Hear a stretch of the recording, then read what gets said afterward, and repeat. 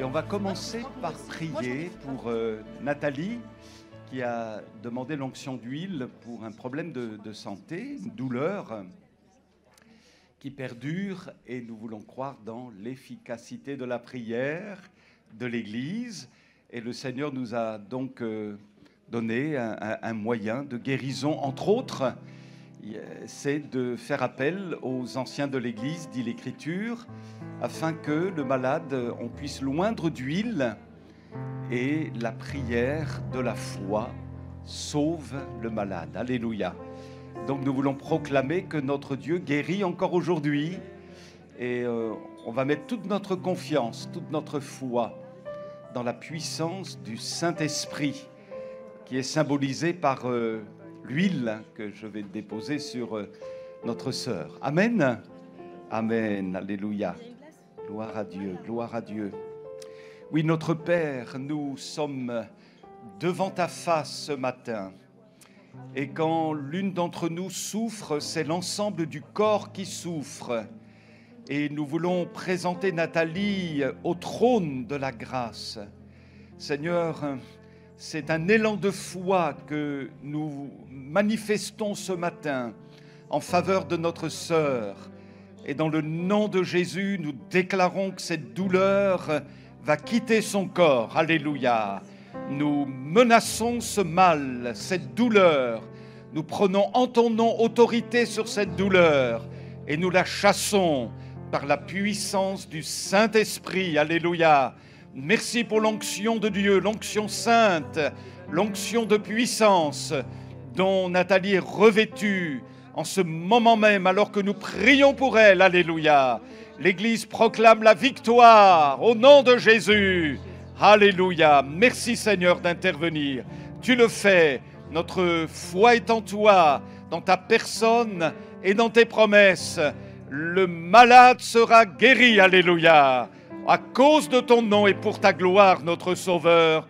Amen. Amen, amen. Sois béni. Alléluia. Amen. Bonjour à tous. 2, 3, bonjour, un peu plus. Bonjour. Voilà. C'est important, je crois que Paul... Oula, j'ai l'impression que c'est un peu fort.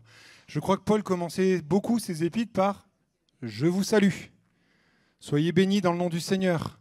Il y a quand même beaucoup de fois où il le dit. Donc on peut peut-être se le dire entre nous. Attendons pas la fin. Sois béni, mon frère. Sois béni, ma sœur. Allez, on regarde autour de soi. Sois béni. Allez. Voilà. On commence par ça. Et soyez bénis les musiciens. Oui, soyons bénis dans le nom du Seigneur, parce qu'on est là pour être bénis. On est là aussi pour apporter notre louange, notre adoration à notre Dieu. Et ce matin, vous avez envie de chanter? Vous avez envie de laisser éclater la louange qui sort de votre cœur? Est-ce que vous avez envie d'apporter votre adoration auprès du Seigneur? Vous pensez que le Seigneur va entendre vos prières, vos louanges, pardon. Ce matin, on n'est pas là pour prier. Ce matin, on est là pour louer et adorer. On est là pour dire merci. Si tu n'oses pas, si tu as une petite voix, si tu as peur, commence juste par dire merci Seigneur. C'est le début du commencement de ce que tu vas, du jour, du reste de ta vie. Allez, on y va, chantons car Dieu est là.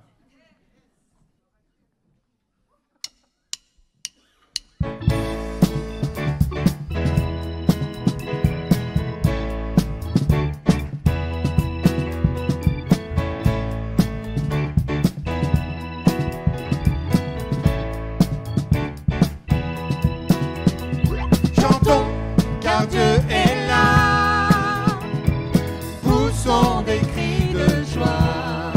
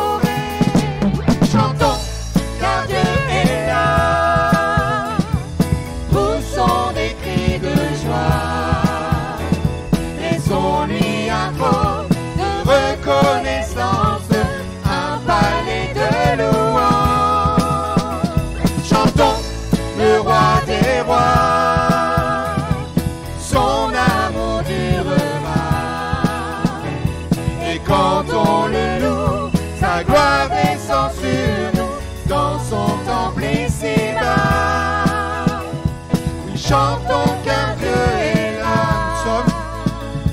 Nous sommes tous assemblés pour l'adorer, avec nos instruments joyeux de ce que Dieu nous a.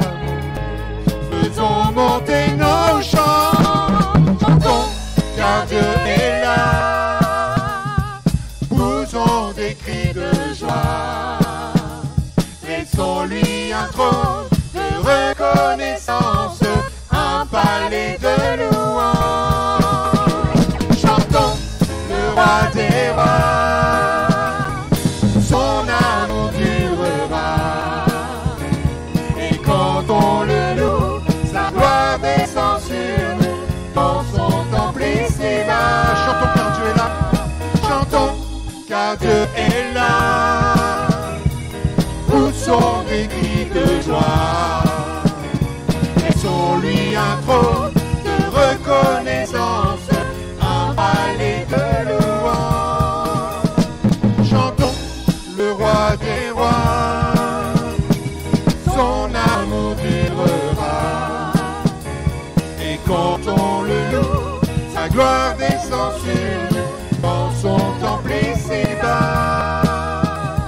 Chantons car Dieu est là, chantons car Dieu, chantons car Dieu est là. Oui, chantons car Dieu est là.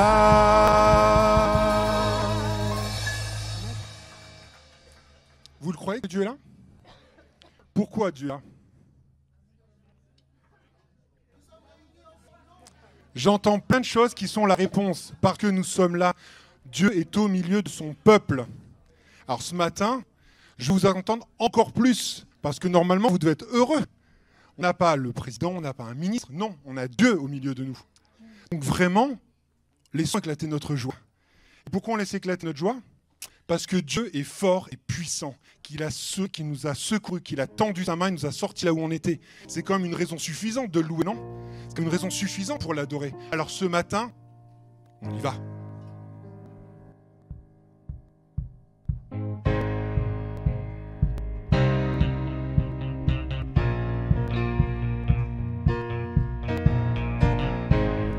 Oh, oh, oh, oh, Dieu, tu es fort et puissant. Oh, oh, oh, oh, oh. Dieu, tu es ma force et mon chant. Chaque jour, je me confie en toi. Tout-puissant, mon sauveur règne aux cieux. Dieu, tu es ma force, mon appui, la forteresse où je me réfugie, le rocher qui protège ma vie. Malgré les ténèbres et les dangers qui m'entourent, je lève les yeux pour accueillir ton secours. Je ne craindrai pas si tu veilles sur moi. Je suis venu pour te rencontrer, pour proclamer que tu es fort et puissant. Nul ne peut te résister, sois glorifié. Que tu es fort et puissant, rien n'est impossible à toi, au roi des rois. Que tu es fort et puissant, au-dessus de tous les noms, nous déclarons.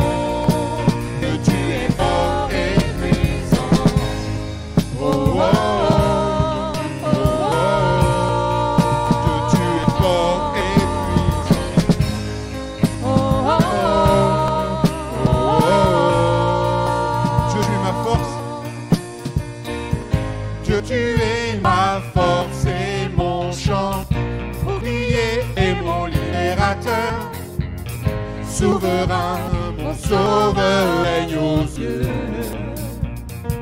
Dieu, tu es ma force. Dieu, tu es ma force, mon appui, mon confort et mon tendre ami, devant mes ennemis. Malgré les ténèbres, Malgré les ténèbres et les dangers qui m'entourent, je lève la voix pour affirmer ton amour. Je ne craindrai pas si tu es près de moi. car Je suis venu pour te rencontrer, pour proclamer que tu es fort et puissant. Nul ne peut te résister. Sois glorifié, que tu es fort et puissant. Rien n'est impossible à toi, ô roi des rois. Que tu es fort et puissant. Au-dessus de tous les noms, nous déclarons que tu es fort et puissant. Oh, oh, oh,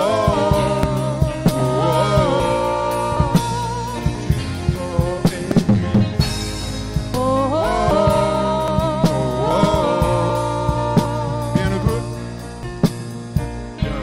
ne peut me séparer de son amour manifesté en Jésus-Christ, mon sauveur règne aux cieux. Rien ne peut me séparer de ton amour manifesté en Jésus-Christ. Mon sauveur règne aux cieux. Dernière fois, rien ne peut. Rien ne peut me séparer de ton amour manifesté en Jésus-Christ. Mon sauveur règne aux cieux. Je suis venu pour te rencontrer, pour proclamer que tu es fort et puissant. Nul ne peut te résister. Sois glorifié, que tu es fort et puissant. Rien n'est impossible à toi, ô roi des rois. Que tu es fort et puissant. Au-dessus de tous les noms, nous déclarons que tu es fort et puissant. Oh, oh, oh, oh, oh. Tu es fort et puissant. Oh, oh, oh, oh, que tu es fort et puissant.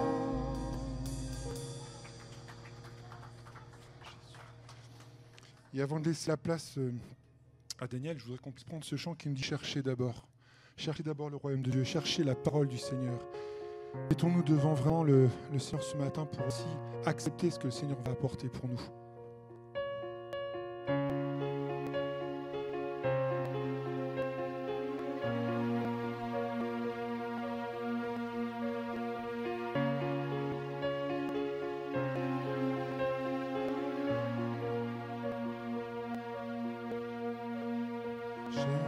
Cherchez d'abord le royaume de Dieu et sa justice.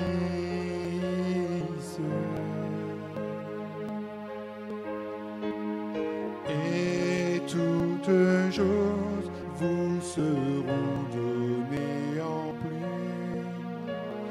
Alléluia, alléluia.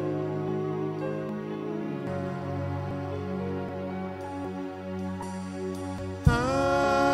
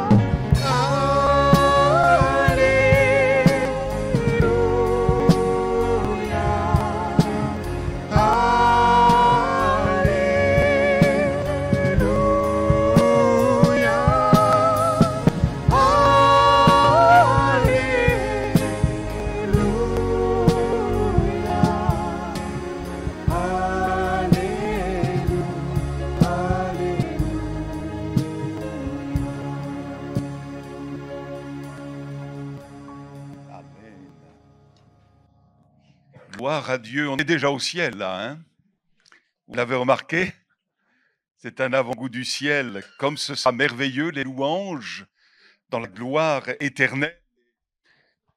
On souhaite que pour chacun d'entre nous, eh bien, on puisse avoir cette espérance que nul au milieu de nous soit sans cette espérance pour le ciel. Parce que la vie ici-bas passe vite, mes amis. Mais l'éternité, il n'y a pas de fin. Et pour gagner l'éternité, entre guillemets, il faut avoir la foi dans une personne, Jésus-Christ. Il est le chemin, la vérité, la vie. Nul ne vient au Père que par lui. Amen. Alors nous allons conclure nos réflexions sur les 10 commandements. On va adopter la formule 3 en 1, parce qu'il reste 3 commandements. Je me suis dit comment faire. J'aimerais bien conclure quand même, avant de partir, prendre quelques congés. Ma vie à la lumière des 8, 9 et 10e commandements, et on va lire l'écriture dans Exode au chapitre 20, puisque c'est là que sont contenus les 10 commandements, entre autres, que Moïse a transmis au peuple de la part de l'Éternel. Tu ne commettras pas de vol. Tu ne porteras pas de faux témoignages contre ton prochain. Tu ne convoiteras pas la maison de ton prochain, tu ne convoiteras pas la femme de ton prochain, ni son esclave, ni sa servante, ni son bœuf, ni son âne, ni quoi que ce soit qui lui appartienne. Alors on va faire le tour de ces 3 commandements. D'abord, il est question de vol. Tu ne commettras pas de vol, et, prochaine diapo, en fait c'est un appel de Dieu à ne pas voler, à ne pas tricher, à ne pas biaiser et à ne pas tromper. Je vais vous poser 3 questions. Qui a subi un vol? Il y a quelques mains qui se lèvent. Pas beaucoup d'ailleurs, je suis étonné. Quelques-unes. Voilà. Deuxième question. Qui a volé?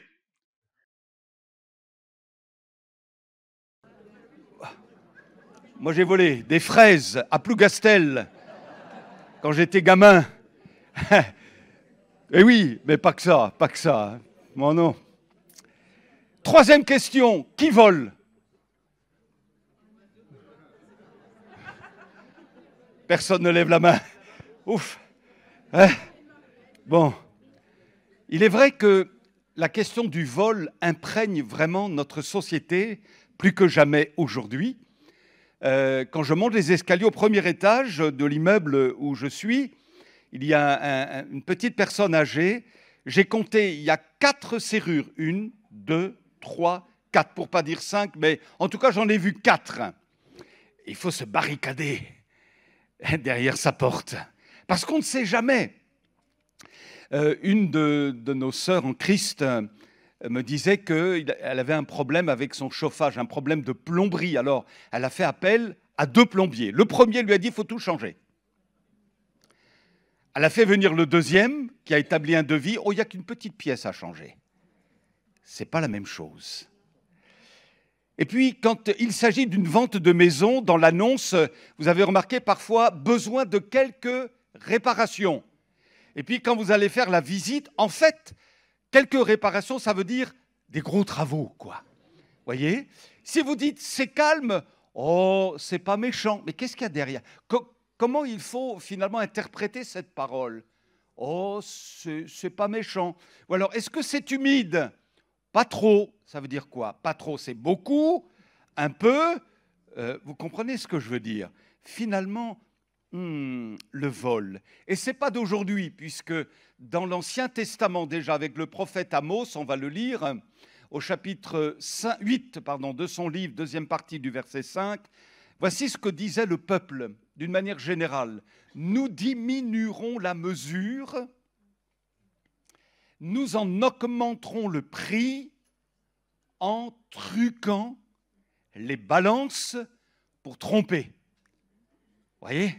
En truquant les balances pour tromper. Tu ne voleras pas. Je vous ai déjà raconté cette petite histoire, je ne sais pas si elle est vraie. C'est une dame qui, à la fin du travail, se rend chez son traiteur pour prendre un poulet qu'elle veut manger avec sa famille en soirée. Et le traiteur, derrière son comptoir, met la main dans le bac pour prendre l'unique poulet qui lui restait. Le traiteur met son poulet sur la balance et dit à la dame, voilà, ça fait tant, il pèse tant. La dame réfléchit et se dit, ah, c'est pas suffisant, il me faut un plus gros poulet, monsieur. Alors, il remet derrière son comptoir dans le bac l'unique poulet qu'il avait, il fait semblant d'en chercher d'autres, il prend le même poulet, il le dépose sur la balance et dit, ah, il fait 100 grammes de plus. La dame réfléchit, se dit, ah, ben écoutez, ça ne va pas être suffisant, donnez-moi les 2. Voilà. La Bible nous dit, nous ne devons pas tromper parce que de toute manière, ça se retourne tôt ou tard contre nous. J'ai noté une petite liste. Gonfler la liste des frais professionnels. Indiquer plus de kilomètres pour être davantage remboursé. Tricher avec les impôts, ne pas payer ses factures et profiter de cet argent pour aller en vacances de neige. Ne pas rendre ce qui nous a été prêté. Esquinter la voiture garée à côté sans laisser son adresse, etc., etc. La Bible dit dans le livre des Proverbes, celui qui est avide de gains illicites trouble sa maison. S'enrichir par le mensonge, c'est obtenir une vapeur fugitive qui mène à la mort. Des biens mal acquis n'en profitent pas, mais mener une vie juste sauve de la mort.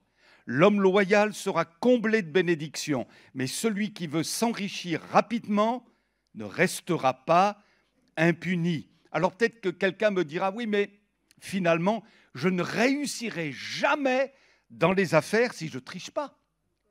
C'est la règle aujourd'hui. Tout le monde triche. Comment voulez-vous que je réussisse? Erreur. Parce que l'honnêteté, selon Dieu, finit toujours par payer.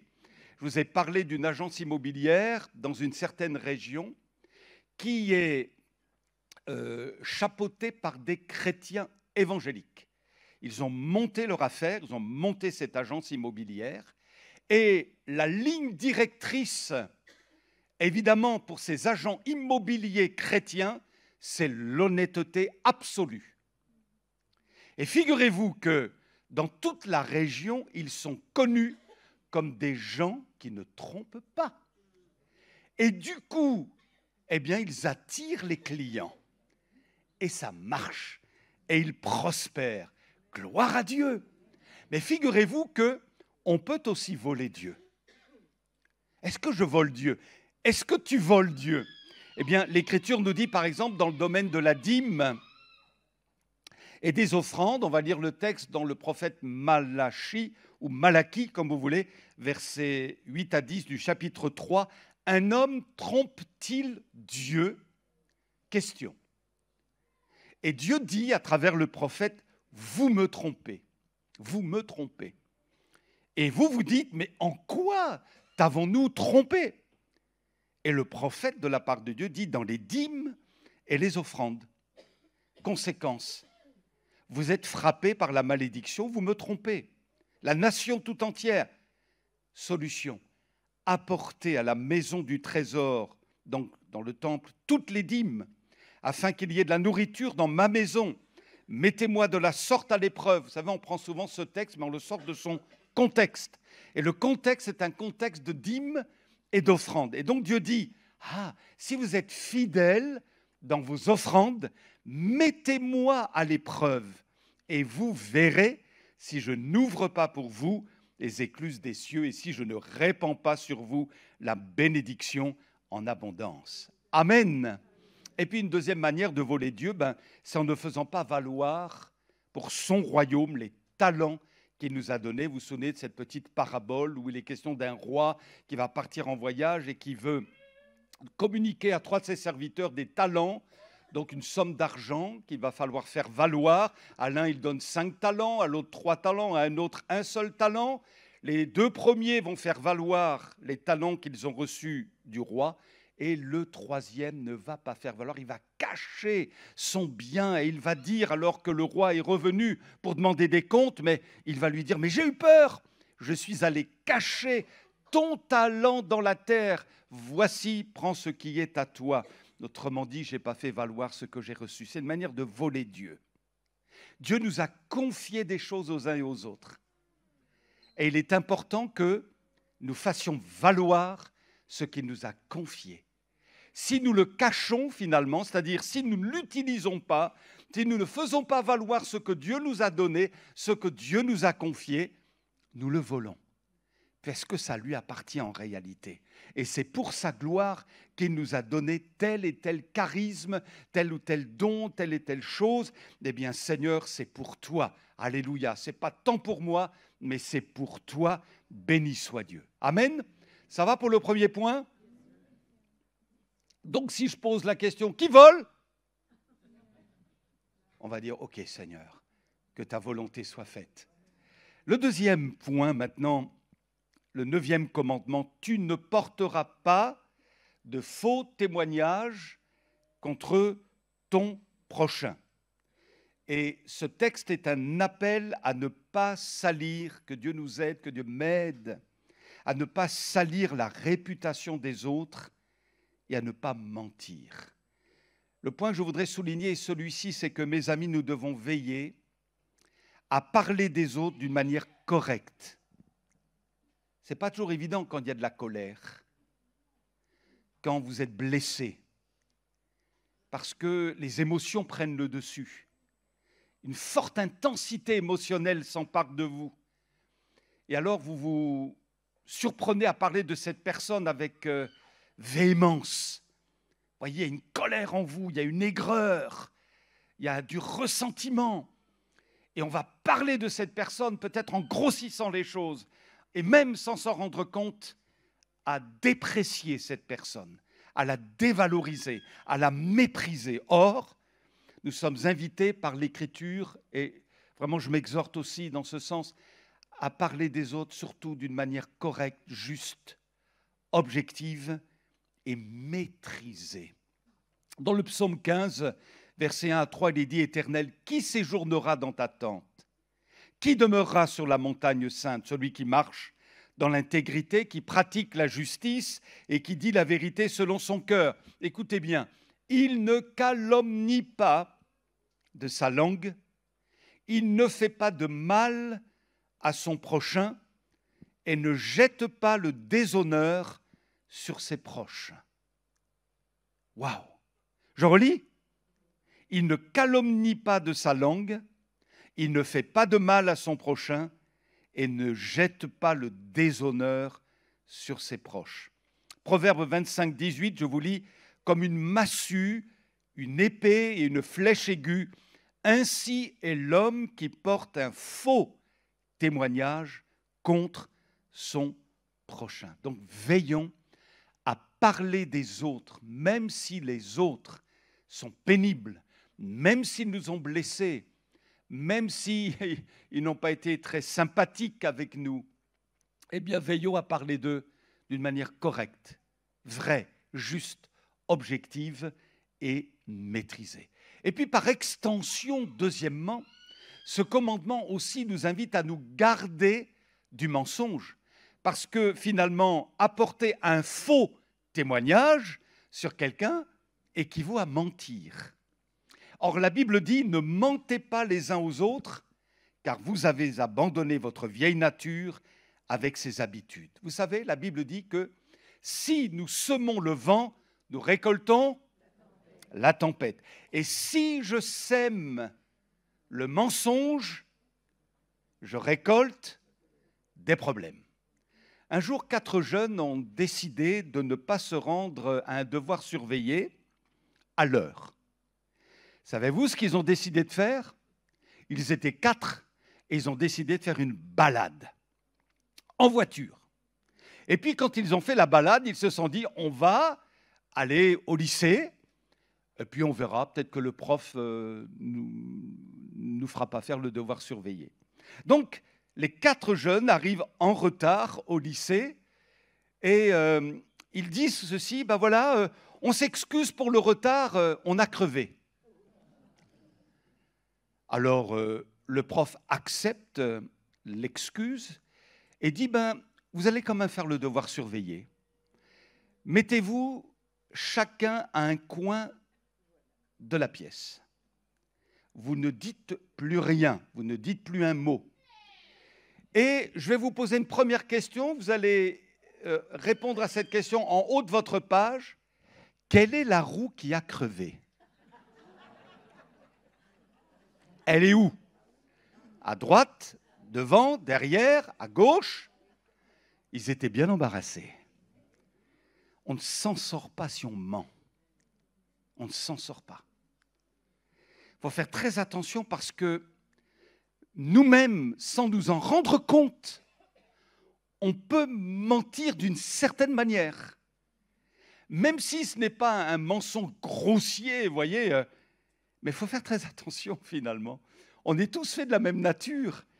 Et parfois, sans le réaliser, eh ben, on peut mentir. Alors que le Seigneur nous fasse grâce. Alléluia. On a un énorme défi à relever. On va le lire ensemble. Celui d'être honnête dans un monde malhonnête. Et celui d'être vrai dans un monde de mensonges. Vous êtes à la maison. Vous n'avez envie de voir personne. Vous ne voulez pas être embêté. Vous avez tellement de choses à faire à la maison. Et puis voilà qu'il y a un appel téléphonique. Et finalement, vous dites à votre femme, dis que je ne suis pas là. Ou c'est le patron qui va dire, si vous êtes secrétaire, tu dis que je ne suis pas là. Vous faites quoi? Vous voyez, ça va très vite finalement, dans la vie courante, dans la vie quotidienne. Je me souviens avoir reçu une douche carabinée quand j'étais tout gamin, parce que mes parents m'avaient fait croire au Père Noël.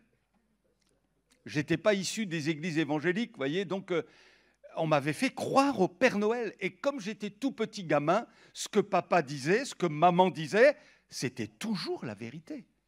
Il ne me serait jamais venu à l'esprit d'en douter. Et puis, alors que je m'achemine vers l'école primaire avec un petit copain, le petit copain me dit, tu sais quoi? Le Père Noël, ça n'existe pas. Je lui ai tenu tête. Je dis, mais si, ça existe, le Père Noël. Mais bien sûr, parce que ma mère me dit que ça existe, et mon père aussi. Alors, c'est toi qui n'as pas raison, et moi, j'ai raison. Et alors, j'ai quand même voulu en savoir davantage. Et en rentrant de l'école, je suis allé voir ma mère. Et je me revois encore, petit comme ça. Maman, un copain dit que le Père Noël, ça n'existe pas. N'importe quoi, quoi. Et là, elle m'a dit, c'est vrai, Daniel, ça n'existe pas. Oh, alors là, je suis tombé de haut, mes amis. Et j'ai commencé à comprendre que dans le monde des adultes, on pouvait mentir. C'est important pour nous de dire la vérité tout le temps. Vous savez, avant un mariage, il faut dire la vérité. On peut cacher certaines choses, certaines situations, un vécu, peut-être certains drames qu'on a vécus, qui cependant vont avoir des répercussions dans la vie de couple après. Et après, finalement, dans le cadre du mariage, mais tu ne me l'avais pas dit. Ouais, mais il y a ceci à cause de... Mais pourquoi tu ne me l'as pas dit? Tu aurais pu m'en parler avant, maintenant je le découvre. C'est important d'être vrai en tout temps, avant le mariage, pendant le mariage, d'être vrai avec ses enfants, même quand ils sont petits. On peut se dire, ah, mais il est petit, il ne comprendra pas de toute façon. Donc on va le manipuler et on va lui dire des choses qui ne sont pas vraies. Faisons attention. Quelqu'un a classifié les mensonges de la manière suivante. On va le lire ensemble. Le mensonge cruel. C'est quoi le mensonge cruel? C'est mentir pour régler le compte d'une personne. C'est mentir pour obtenir une revanche, parce que dans le cœur, il y a plein de jalousie, de ressentiment, d'aigreur. Je pense aux pharisiens. Les pharisiens se sont mis d'accord avec les sadducéens pour mentir au sujet de Jésus. C'est un agitateur. Il va troubler le peuple, il va troubler la paix. Il va remettre en cause les Romains, il va remettre en cause ceci, il va remettre en cause cela. Donc, cet homme-là n'est plus digne de vivre. Et ça l'a poussé à la croix. Ça l'a mené jusqu'à la croix. Ils ont réglé leur compte avec Jésus. Comment? En mentant d'une manière cruelle. Que Dieu nous garde de ce type de mensonge. Et puis, deuxièmement, il y a les mensonges lâches. Un mensonge lâche pour échapper à une conséquence. Souvenez-vous de Pierre, qui a renié Jésus 3 fois. Ah, je ne connais pas cet homme. Ouah, lâche. T'es lâche, Pierre, quand même. Non, non, je ne le connais pas. Oh, lui qui avait dit juste avant, j'irai jusqu'à la mort avec toi. Mais là, il y a un test. Il y a un test. Et là, il l'envoie finalement. Il use d'un mensonge. Un mensonge lâche. Souvenez-vous aussi de Adam. Adam qui a été lâche parce que quand Dieu a demandé des comptes parce qu'il avait mangé le fruit défendu de l'arbre de la connaissance du bien et du mal, en gros, il va dire, c'est pas moi, c'est la femme que tu as mise... Oh là là là là là. C'est la femme que tu as mise à côté de moi. Alors, c'est un stationnement. Alors, une Fiat Ducato, et ce n'est pas un mensonge, ça. Hein. EB 465 LY, stationnement gênant. Donc, si c'est votre voiture, au nom du Seigneur, allez la déplacer. Amen.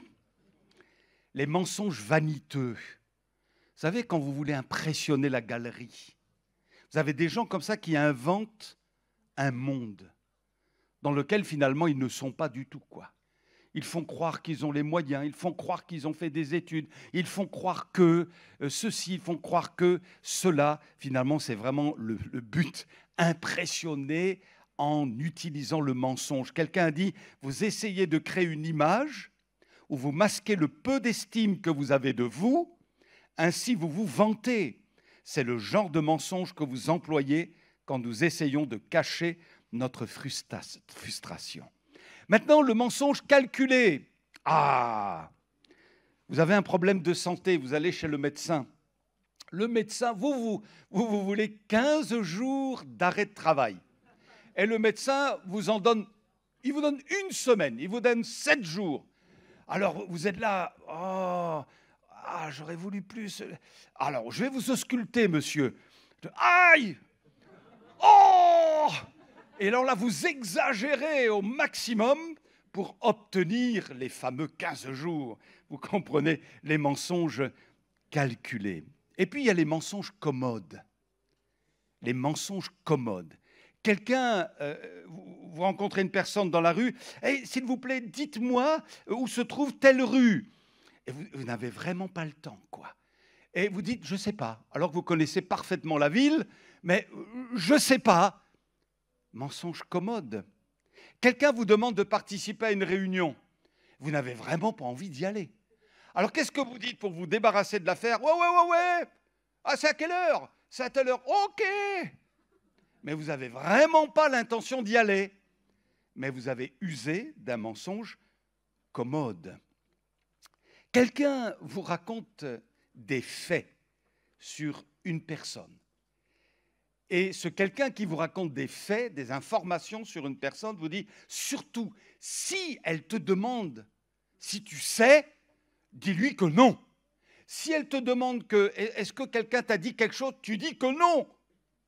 Waouh, c'est un mensonge commode. Et voyez que finalement, pour nous, enfants de Dieu, on peut tomber aussi sans vouloir être méchant, sans vouloir faire le mal, mais on peut tomber dans le panneau.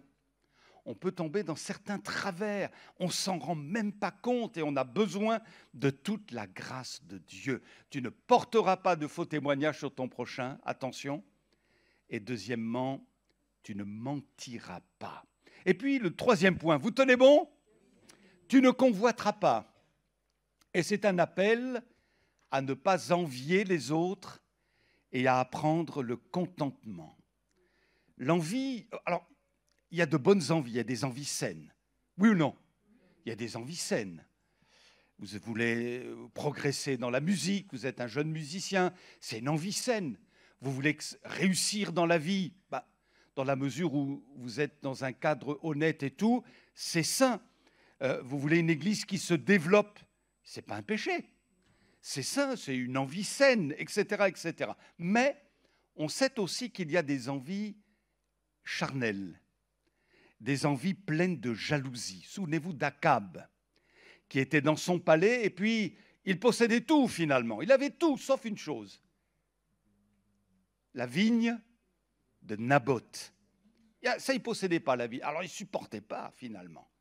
Moi, je veux la vigne de Naboth.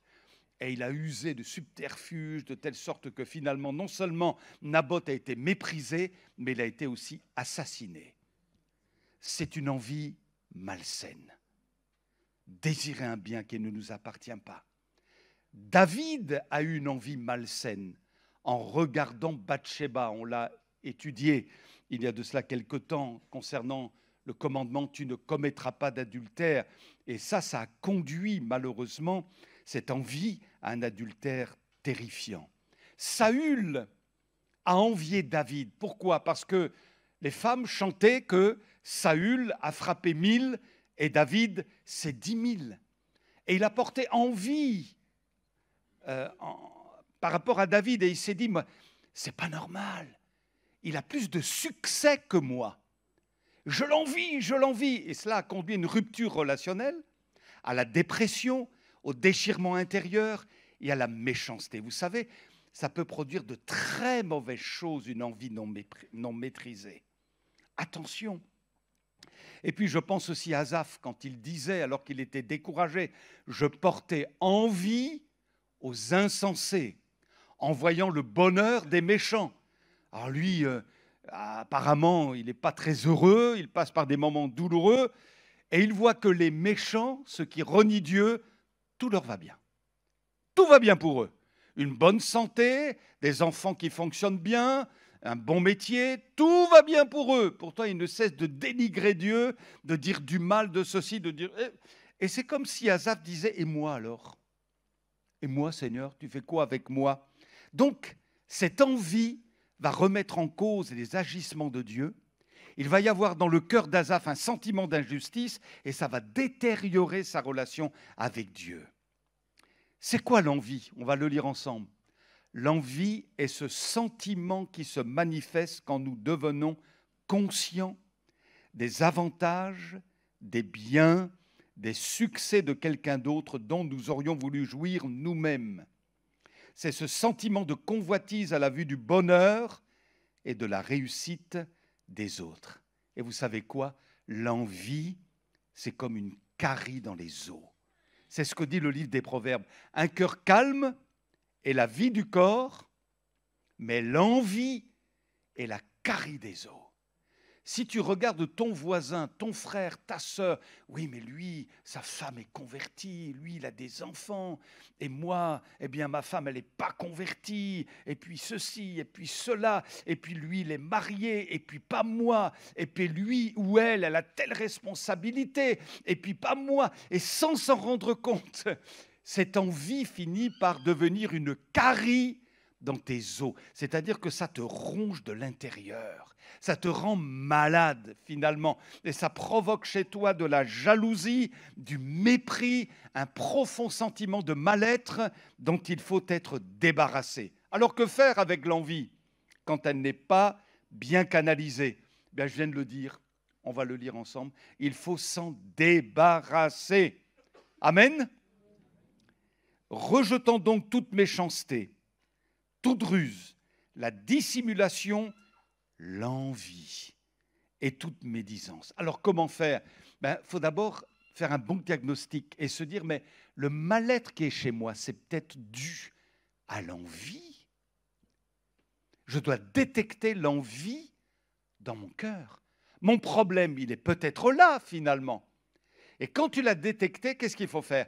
Il faut se repentir devant Dieu et dire, pardon, Seigneur, pardon. S'il te plaît, donne-moi cette grâce. Pardonne-moi. Vous savez, vous pouvez avoir une église à côté de chez vous qui prospère à fond. Et la vôtre, plein de problèmes, il n'y a pas beaucoup de monde, c'est un petit peu difficile. Le pasteur qui est dans l'église où c'est difficile, qui, à un moment donné, il va se dire, mais mince quoi. Il va porter envie. Au collègue, il va se dire, waouh, mais pourquoi lui et pas moi? C'est compliqué. Vous voyez, ça peut toucher les pasteurs, ça peut toucher n'importe qui d'entre nous. Et à partir du moment où on vit ça, on est malheureux finalement, on est jaloux, on va finir par mépriser l'autre, on va trouver chez l'autre des choses qui n'ont pas lieu d'être finalement, on va le juger. Donc il faut se repentir. Pardon Seigneur, pardon. Et puis, si possible, réparer les dégâts. Et dire, écoute, il y a eu une tension entre nous, il y a eu un désaccord, mais finalement, c'est à cause de mon envie. J'étais jaloux, j'étais jalouse, et je te demande pardon, parce que je n'aurais pas dû avoir ce sentiment. Je l'ai détecté, je m'en suis repenti, et je veux qu'on soit au clair les uns avec les autres. Amen. Et puis enfin, qu'est-ce qu'il faut faire? Alors là, nous montons les sommets, et il nous faut apprendre le contentement. Waouh! Waouh! On a, je pense, tous des combats dans ce domaine-là. Je parle pour moi-même, tous. Le contentement. Je me souviens d'un pasteur que j'ai eu, et j'étais tout jeune converti. Et le fils de ce pasteur était vraiment en difficulté. Il avait abandonné la foi, il faisait n'importe quoi, il avait quitté l'église, il jouait des tours et des tours à son père, c'était difficile à vivre. Et moi, naïvement, tout jeune converti, je vais vers le pasteur en lui disant « Ouais, j'ai eu ceci, pasteur, j'ai réussi tel examen, je suis content, je suis content ». Tout jeune que j'étais, je n'avais pas mesuré que cet homme était en souffrance pour son propre fils. Je n'avais pas mesuré ça. Moi, j'avais mon bonheur à moi, quoi. Mais figurez-vous que je me souviens très bien, cet homme se réjouissait sincèrement de ma vie, de ce que je vivais, des réussites que j'avais. Je suis content pour toi, Daniel. Dieu est bon, Dieu est bénissant, alléluia. Il se réjouissait. Mais c'est avec le temps, quand moi-même je suis devenu papa et tout ça, je me suis dit, mais dis donc, qu'est-ce que tu as fait au pasteur là? Mais quel beau comportement il a eu aussi. Et ça fait partie du contentement. Et ça veut dire d'apprendre à se réjouir du bonheur des autres, alors que peut-être chez nous, c'est plus désertique, c'est plus compliqué. Et là, c'est pour ça qu'on atteint des sommets. Et Dieu veut nous faire monter un peu plus haut et nous apprendre à nous réjouir, même si pour nous, c'est compliqué. Alléluia. Eh bien, Seigneur, tu vas faire grâce. Tu as des soucis dans ton couple. Et à côté de toi, tu as un autre couple qui fonctionne très bien. Réjouis-toi. Waouh, Seigneur, oui, mais moi alors, t'inquiète pas, Dieu s'occupera de toi. Waouh. Tu as des problèmes de santé. Pourtant, ton voisin, il a le même âge que toi. Il est en pleine forme. Et toi, tu n'arrêtes pas d'avoir de l'arthrose, des complications majeures. Réjouis-toi de ce que ton voisin se porte bien. Mais moi, Seigneur, t'inquiète pas, Dieu va s'occuper de toi. Vous comprenez ce que je veux dire? Et ça, c'est l'état d'esprit du ciel, en fin de compte. C'est vraiment l'état d'esprit du ciel. Ça ne se passe pas comme ça dans le monde dans lequel nous vivons. Non, non, non, non. Mais dans le royaume de Dieu, je pense que c'est comme ça que nous devons vraiment apprendre à vivre. Et je me dis, Daniel, tu as du travail. Mais si j'ai du travail, je pense que vous aussi. Chacun d'entre nous, on a vraiment à grandir, à progresser. Et c'est vraiment une prière. Je ne pense pas qu'on reçoive le contentement à coup d'imposition des mains. J'ai appris, dit l'apôtre Paul, Philippiens chapitre 4. J'ai appris, comment? Sur ses genoux, dans les circonstances de la vie, dans sa relation avec Dieu, dans la révélation qu'il a eue de Jésus. J'ai appris à être content dans l'état dans lequel je me trouve. Oh, je sais vivre dans l'abondance, pas de problème, hein. Mais je sais aussi vivre dans la disette. En tout, partout, j'ai appris à être fortifié. Alléluia, je puis tout par celui qui me fortifie. Mais vous avez bien fait de prendre part à ma détresse. Alors, autonomie, mais pas indépendance. Mais ça, c'est un autre sujet. Seigneur, apprends-nous à être contents. Et vous savez que ça change tout. Finalement, vous vivez avec quelqu'un qui n'est jamais content, c'est pénible. Parce que finalement, il y aura toujours des choses qui ne vont pas aller. Toujours, sur la terre, c'est comme ça. Il y aura toujours un point noir quelque part. Et si vous vous fixez sur ce point noir, vous ne serez jamais content. C'est pas vrai? Et vous devenez pénible à vivre, sans que vous vous en rendiez compte. Mais à partir du moment où finalement on choisit cette option dans le nom de Jésus, parce que c'est la mentalité du ciel, bien Seigneur, apprends-moi à me réjouir en toi, apprends-moi à être content en toi. Alléluia. Vous savez, parfois je me donne des petites claques comme ça, parce que je trouve, ma femme va comprendre, je trouve que j'ai parfois un esprit chagrin. Ça ne se voit pas comme ça, hein? Je ne pense pas au moins. Mais à l'intérieur, là, ça boue, quoi. C'est pas comme ça chez vous? Ça boue là-dedans. Et je me dis, mais... Ah là là là là. Et je crois que le Seigneur n'est pas toujours très content. Et il a besoin de travailler en moi, et il faut que je lui donne la possibilité de le faire pour être plus heureux en lui, pour apprendre plus à me réjouir en lui. Quelles que soient les circonstances, on ne sait pas ce que demain nous réserve. Peut-être que la maladie va venir. Est-ce qu'on va être des malades pénibles, insupportables? Seigneur, prépare-moi à toute éventualité. Et que dans toute situation, j'apprenne à être content en toi.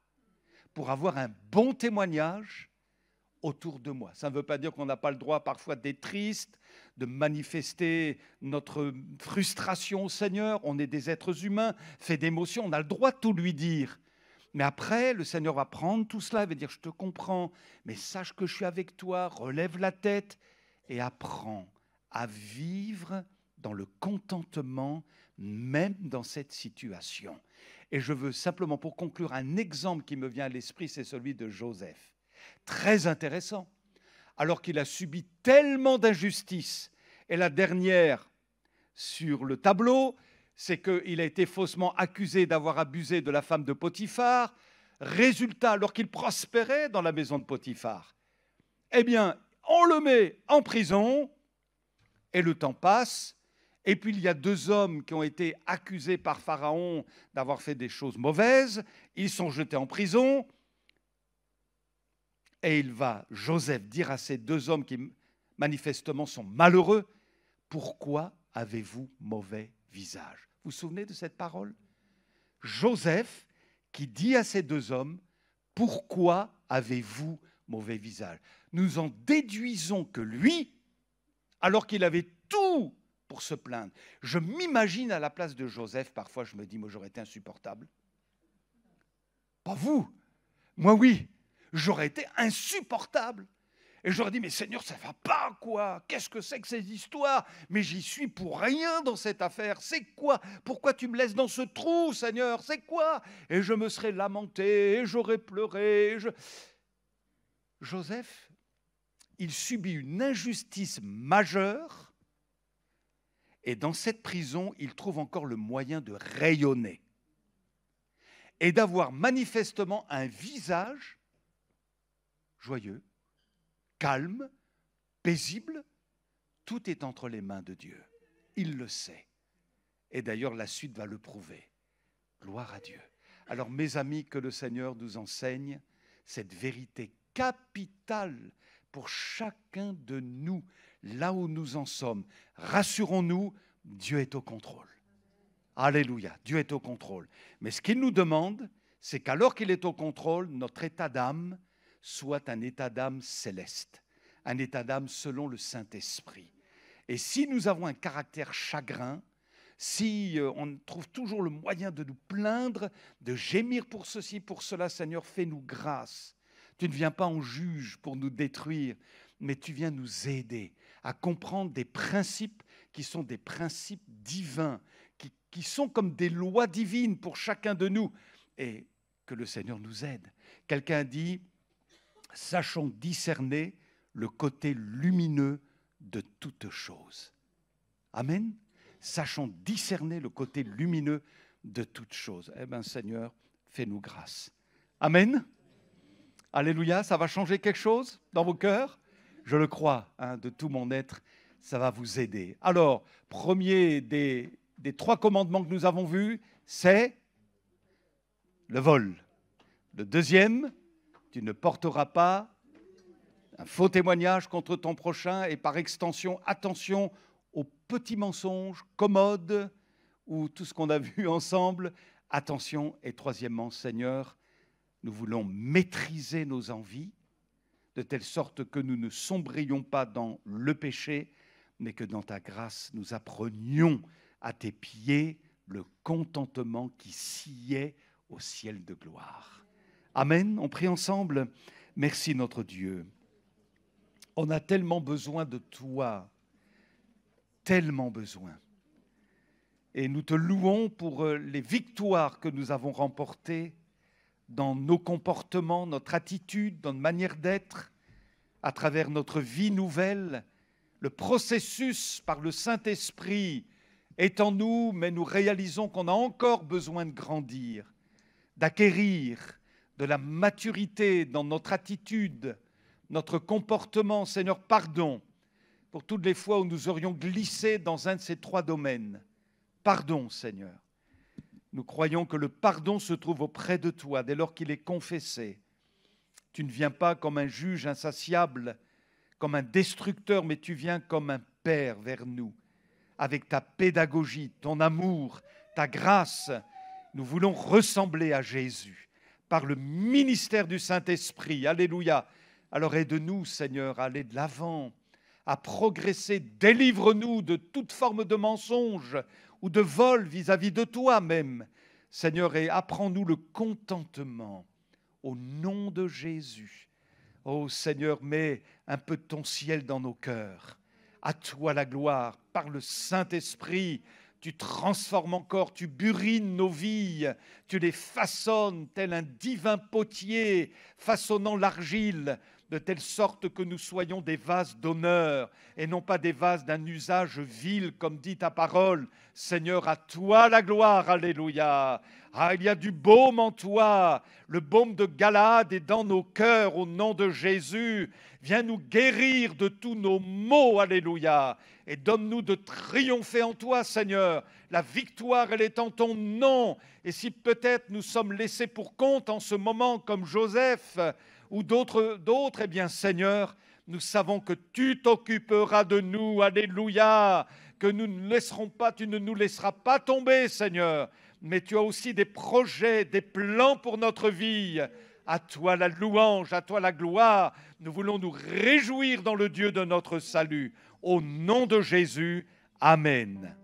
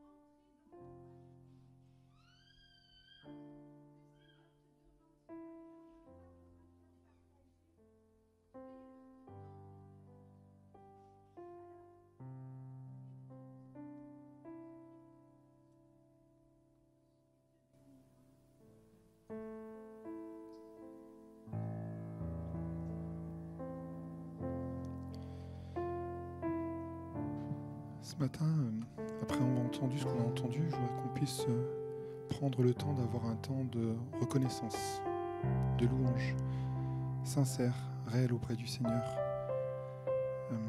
D'avoir un temps particulier pour lui dire « je t'aime ». On l'a déjà un peu exprimé tout à l'heure. On l'a exprimé avec des cris de joie, avec quelque chose qui débordait puissamment de notre cœur, de manière un peu vive.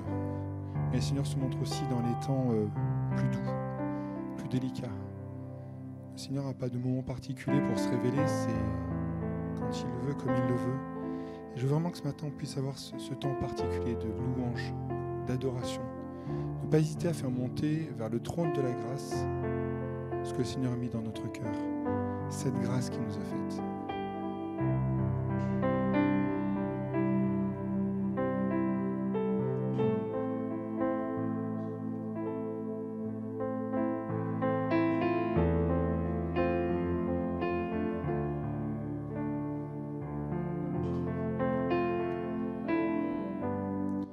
Nous te rendons gloire.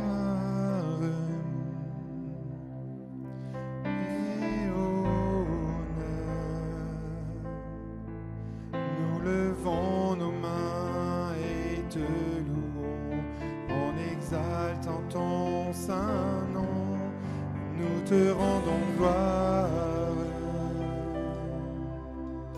et honneur.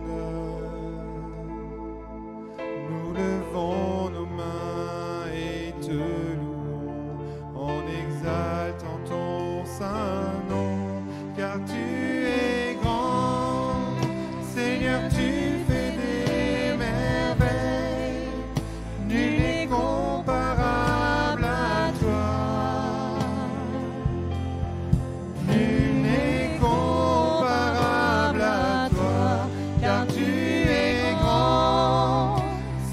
Tu fais des merveilles, nul n'est comparable à toi. Nul n'est comparable à toi.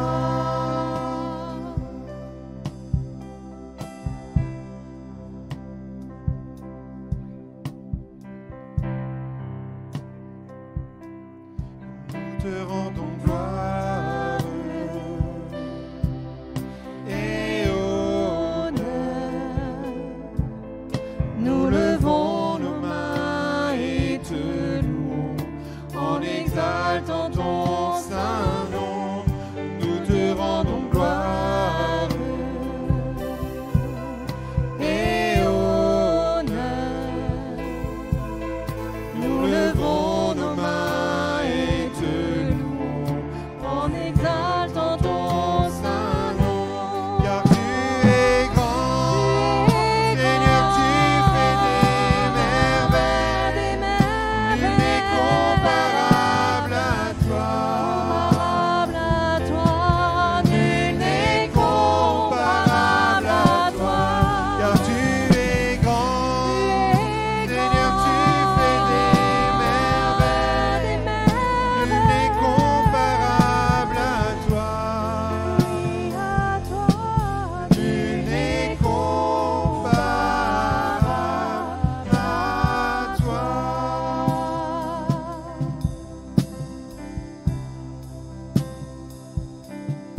Quand je contemple ta sainteté et quand je contemple ta beauté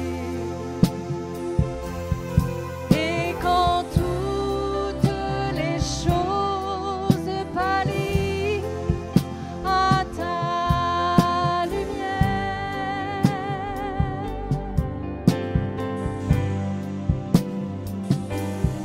quand j'ai trouvé la joie près de ton cœur,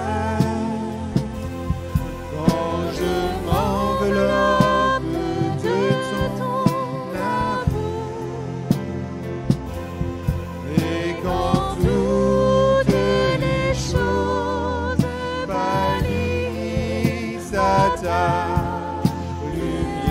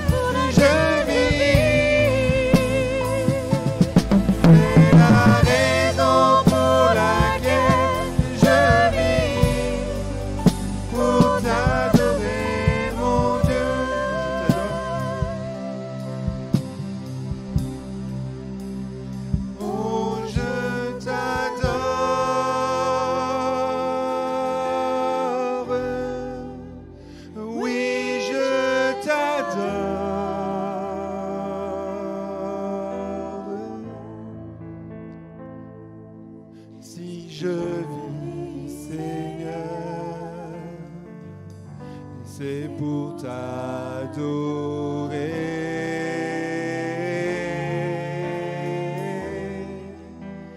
Oh, je t'adore.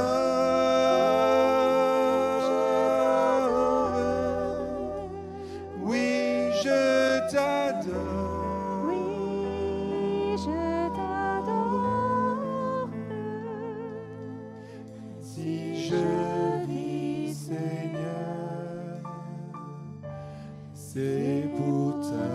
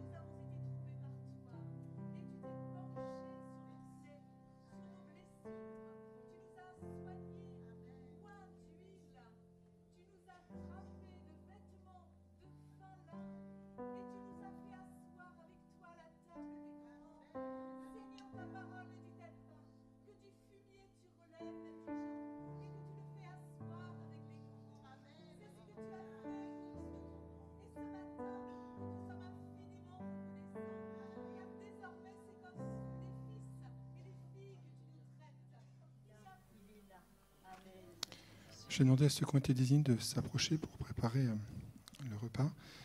Je voulais vous lire ce texte de 1 Corinthiens chapitre 11 verset 23 où Paul nous rappelle en fait ce qu'on va faire ce matin. Se rappeler que c'est pas juste du folklore, c'est pas une habitude juste pour une habitude, c'est juste que le Seigneur, avant d'être crucifié, a institué la scène. Et pour nous, c'est l'occasion de nous rappeler ce que le Seigneur a fait pour nous. Alors ce sont des éléments qui sont finalement très simples, mais c'est juste un rappel pour nos vies, un rappel de ce que le Seigneur a fait pour chacun d'entre nous. Car j'ai reçu du Seigneur ce que je vous ai enseigné, c'est que le Seigneur Jésus, dans la nuit où il fut livré, prit du pain, et après avoir rendu grâce, le rompit et dit : « Ceci est mon corps qui est rompu pour vous, faites ceci en mémoire de moi. » De même, après avoir soupé, il prit la coupe et dit : « Cette coupe est la nouvelle alliance en mon sang, faites ceci en mémoire de moi toutes les fois que vous en boirez. Car toutes les fois que vous mangez ce pain et que vous buvez cette coupe, vous annoncez la mort du Seigneur jusqu'à ce qu'il vienne. » Je pense qu'il faut réaliser aussi la fin de ce texte. Parce que ça, on le fait par habitude, souvent. Mais en fait, il faut juste réaliser que ce qu'on fait là ce matin, c'est quelque chose que le Seigneur nous a demandé de faire, en mémoire de lui, mais aussi pour annoncer aux autres. On a cette notion que le Seigneur nous a donnée d'aller porter cette bonne nouvelle. On n'est pas responsable de ce que les gens vont décider. Par contre, on est responsable de ce que nous transmettons. Donc rappelons-nous ça ce matin, vraiment, quand nous prendrons ces éléments. Et puis le temps que nos frères distribuent, on va prendre un chant qui nous dit « Tel que je suis, sans rien à moi. Je m'abandonne devant toi, Seigneur. »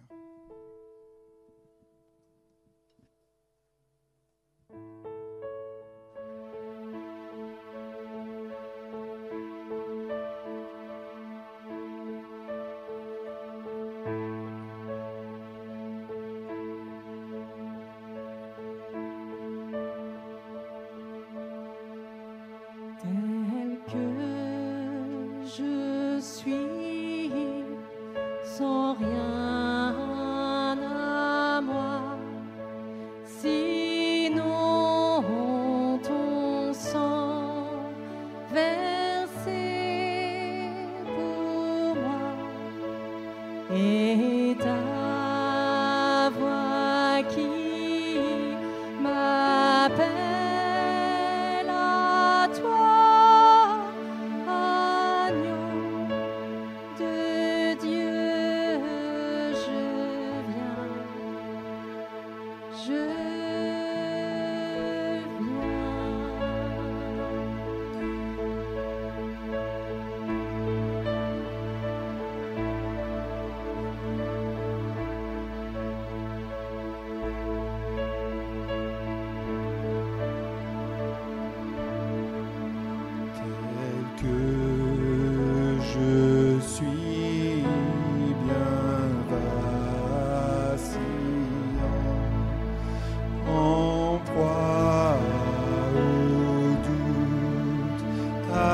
Chaque instant, lutte au dehors, crainte au dedans, agneau de Dieu, je viens,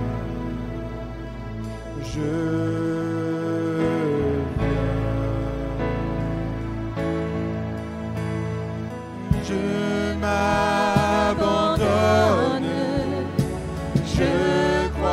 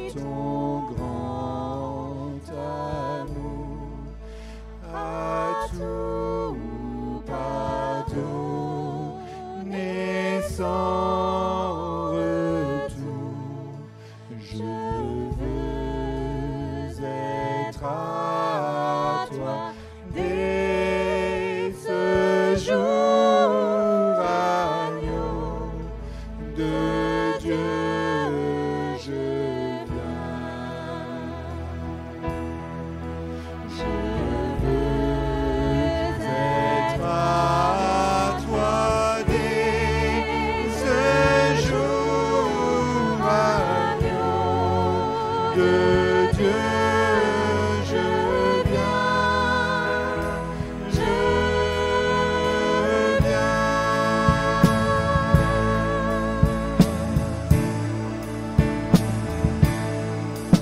Je m'abandonne, je crois en toi. Tu me pardonnes, tu me reçois. Je te les donne, prends tous mes choix. Jésus, je suis à toi. Je m'abandonne, je crois en toi. Tu me pardonnes, tu me reçois. Je te les donne, prends tous mes choix. Jésus, je suis à toi.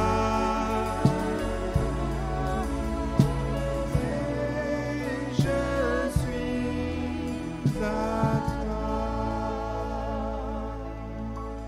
Jésus, je suis à toi. Amen, alléluia. Merci Jésus-Christ. Alléluia. Tu es vivant, Seigneur. Notre adoration est pour toi. Amen. Au nom de Jésus. Amen. Il faudrait interpeller quelqu'un au milieu de nous, quelques-uns, quelques-unes, qui n'ont pas eu encore l'occasion de faire la paix avec Dieu par Jésus-Christ. Et le Saint-Esprit veut vraiment révéler Jésus à votre cœur. C'est un choix qu'il vous appartient de faire. Il ne suffit pas d'être près du royaume pour y être. Il faut s'y introduire par l'acceptation volontaire, honnête de Jésus dans votre cœur. Pour recevoir le salut, c'est simple. Il faut simplement dire pardon à Jésus-Christ pour les péchés qui sont les vôtres, votre nature pécheresse, et lui faire confiance qu'il a tout payé à la croix pour que votre condamnation, ce ne soit plus vous qui la supportiez, mais que vous compreniez que c'est lui, Jésus, qui l'a supporté à votre place. Et en réponse, il va vous faire naître de nouveau. Il va vous donner un cœur nouveau, des sentiments nouveaux, une dimension inconnue jusqu'alors, vous donnant la possibilité d'avoir accès auprès du trône de la grâce, d'avoir cette intimité avec Jésus. La Bible dit, c'est aujourd'hui le jour du salut. Recevez Jésus dans votre cœur. Ne repartez pas sans avoir cette assurance d'être pardonné, sauvé, d'avoir votre nom écrit dans le livre de vie. Vous n'avez pas seulement assisté à un culte religieux, mais c'est un rendez-vous que Dieu vous a donné. Saisissez cette occasion ce matin et donnez votre vie à Jésus. Et repartez, peut-être pas comme vous êtes venu, mais repartez, sauvés, aimant Jésus, qu'il devienne votre sauveur, votre Seigneur, votre frère, votre ami, votre Rédempteur à jamais. Alléluia. Et pour nous qui avons expérimenté le salut, la grâce de Dieu, je propose qu'ensemble, nous donnions, nous offrions à Jésus une louange collective. Alléluia. que nous l'adorions comme on l'adore au ciel. Alléluia, qu'on lui dise merci, qu'on l'adore, qu'on le célèbre. Alléluia, il est vivant. Alléluia, il est le créateur des cieux et de la terre.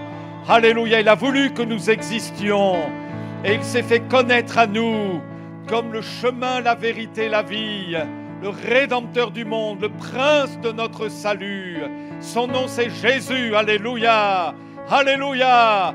Dans le ciel il est acclamé, il est proclamé, et dans l'Église il en est de même. Le roi des rois, le Seigneur des seigneurs, l'agneau de Dieu, le divin crucifié, le glorieux ressuscité. Il est au milieu de nous ce matin et il vient guérir nos cœurs blessés, il vient guérir nos corps malades, il vient nous délivrer du mal, de la tentation, des addictions. Il est le prince par excellence, alléluia, l'alpha et l'oméga, le commencement et la fin. Oh, merci à toi Jésus. Nous acclamons le Seigneur, nous proclamons l'agneau de Dieu immolé pour nos péchés. À lui la louange, à lui la gloire. Oh, loué sois-tu notre Sauveur. Alléluia, notre Roi, notre Maître. Tu es là, Seigneur, et tu poses tes mains sur chacune de nos vies. À toi la louange et la gloire, en Jésus, notre glorieux Sauveur. Amen, amen.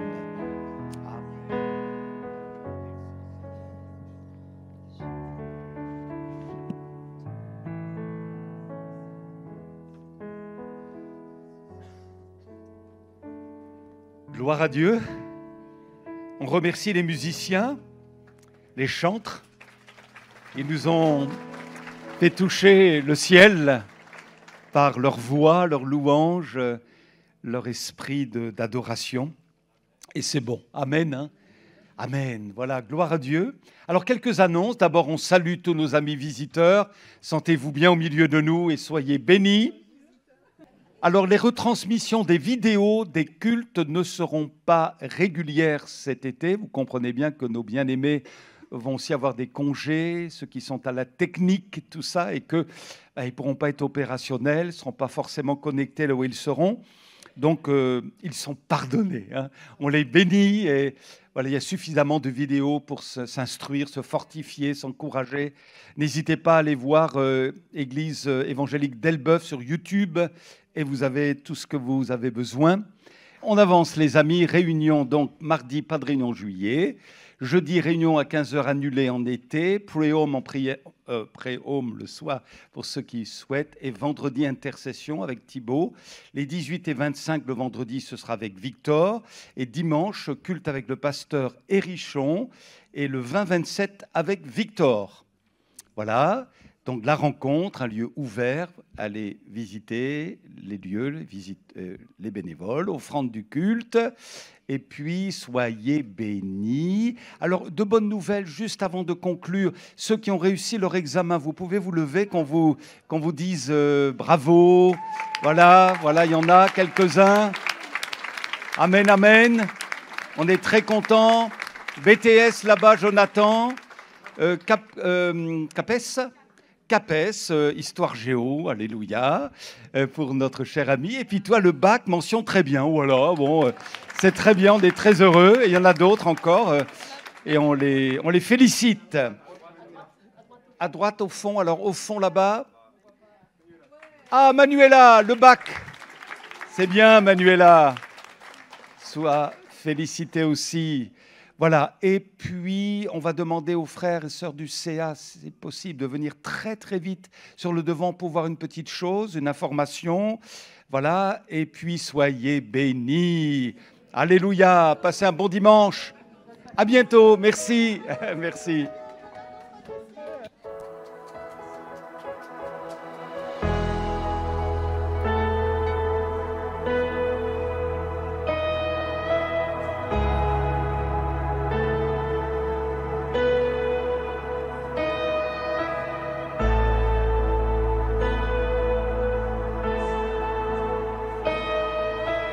I just want to speak the name of Jesus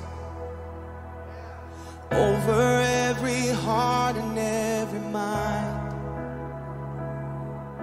'cause I know there is peace within your presence. I speak Jesus.